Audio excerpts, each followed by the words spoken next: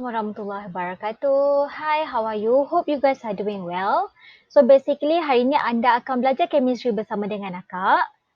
Okey, topik kita pada hari ini adalah the electrolysis of brine. Kalian boleh buka buku teks muka surat 104 hingga 105 sebagai rujukan. Okey. Pertamanya mesti ada yang terfikir kenapa kita kena belajar berkenaan dengan brine. Apa specialnya brine ni? Okey. Brine adalah concentrated solution of sodium chloride ataupun common salt. Okey, kalau common salt, mesti ada yang terfikir kita boleh ambil daripada air laut ke? Yes. Kita boleh obtain brine dengan cara kita pump air ke dalam lombong garam untuk dissolvekan garam tersebut ataupun kita boleh evaporate seawater. Okey. Walaupun kita rasa brine, garam biasa ni tak interesting, tapi hasil daripada produk electrolysis of brine very useful. Okey, kita tengok overall reaction of electrolysis of brine adalah sodium chloride ditambah dengan air kerana ini adalah concentrated solution, ada air. Dijalankan proses electrolysis kepadanya, dia akan menghasilkan 3 produk iaitu sodium hydroxide, klorin dan juga hidrogen. Okey, tiga-tiga produk ni sangat penting kepada industri kimia. Mari kita tengok proses dia. Okey, ini adalah gambar rajah proses electrolysis of brine di industri. Okey, kalian jangan risau, kalian takkan diminta untuk lukis gambar rajah ni. Tapi ada beberapa maklumat yang kalian kena tahu. Okey, antaranya adalah anode untuk proses ini diperbuat pada menggunakan elektrod titanium. Okey, anode menggunakan titanium. Cathode elektrodnya diperbuat daripada nikel. Okey. Dan kalian boleh lihat di tengah-tengah proses ini ada satu baris X yang tersusun di tengah. Ini adalah membran. Membran dia akan membenarkan ions untuk lepas, untuk pass through belah negative terminal dan positive terminal, tetapi dia still keep the gas separated. Okay, kita tahu bila gas dah terhasil, hydrogen gas dan chlorine gas dia tak akan bercampur disebabkan adanya membran ini. Okey.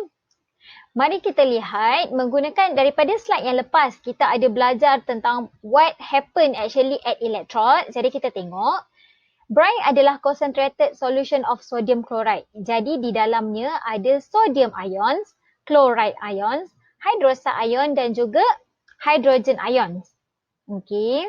Dan mengikut rules, opposite charge attract, positive ion akan go to cathode. Manakala negative ion akan go to anode. Okay, seperti biasa, sama je macam apa yang akak dah ajar sebelum ni. Kita lihat dulu apa yang ada di cathode. Cathode menggunakan elektrod nikel. Okay. So, kita tengok antara H plus dengan Na plus, H plus accepts electron, memandangkan hydrogen is less reactive than sodium, dan half equation dia adalah 2H plus accept electrons dan akan form hydrogen gas. The hydrogen gas bubbles off. Apa yang berlaku pula di anode? Anode yang diperbuat menggunakan titanium electrode. Chlorine gives up electrons more readily than hydroxide ions. Kenapa? Kerana ini adalah concentrated solution. Kita kena ingat bila concentrated solution ada halide, halide akan form the gas. Okay, dan half equation. Okay, ini sepatutnya 2 chlorine ion. Dia beri 2 elektron, dia akan menghasilkan chlorine gas. The chlorine gas bubbles off. Mari kita lihat kesimpulan daripada hasil electrolysis brine. Kita tahu produk di cathode adalah hydrogen gas. Produk di anode adalah chlorine gas. Maka di dalam solution tersebut akan ada sodium ion dan hydroxide ion yang tinggal. Maka dia akan menghasilkan produk yang ketiga iaitu sodium hydroxide. Jadi kita dapat di sini ada 3 produk. Hydrogen, klorin dan juga sodium hydroxide. Okey. Sedikit fakta tambahan mengenai sodium hydroxide. Sodium hydroxide ni dia akan disejat, is being evaporated untuk menjadi more concentrated solution, ataupun ada juga sebahagian yang akan dikeringkan supaya kita boleh dapat solid sodium hydroxide. Okey, mungkin ada yang akan tanya kenapa dia mesti buat macam tu. Okey, ini adalah keperluan industri kimia. Jadi industri kimia ada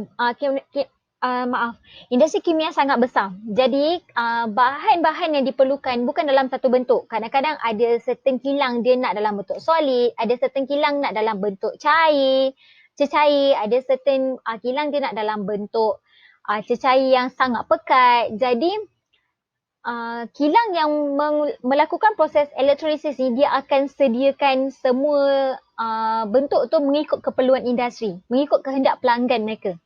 Okey.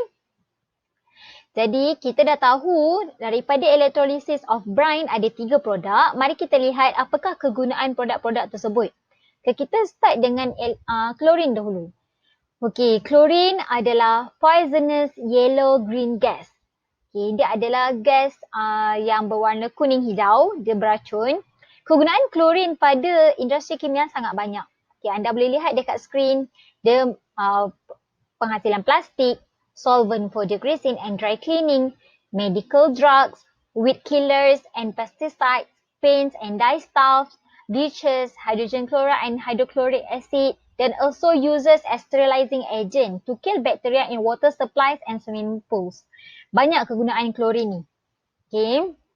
Mari kita lihat kegunaan produk yang kedua iaitu hydrogen. Hydrogen is a colourless flammable gas. Dia mudah terbakar dan dia tak ada colour.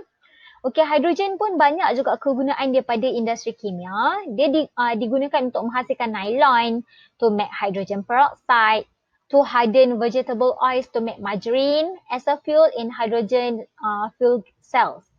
Okay, ada certain kereta yang menggunakan hidrogen. Okay, kita dah tengok kegunaan klorin, kegunaan hidrogen. Kita tengok pula kegunaan untuk produk yang ketiga iaitu sodium hydroxide. Sodium hydroxide ni adalah alkaline solution dan dia corrosive. Okay, dia boleh menghakis. Digunakan dalam menghasilkan sabun, deterjen, viscose, rayon and other textile, paper, macam paper yang kita guna dalam buku pun ada sedikit sodium hydroxide, ceramics, dyes and medical drugs. Okay, jadi sebab itulah kenapa pentingnya untuk kita tahu apakah hasil produk electrolysis of brine. Okay, sebab produk dia ada banyak kegunaan kepada industri kimia. Dan among all these 3 products, klorin adalah yang paling banyak digunakan. Okay, around 50 million tons of it are produced each year. Setiap tahun hampir 50 juta tons dihasilkan seluruh dunia. Sangat banyak negara menggunakan klorin. Okay, handle with care. Ketiga-tiga produk daripada electrolysis brine must be handled and transported with care.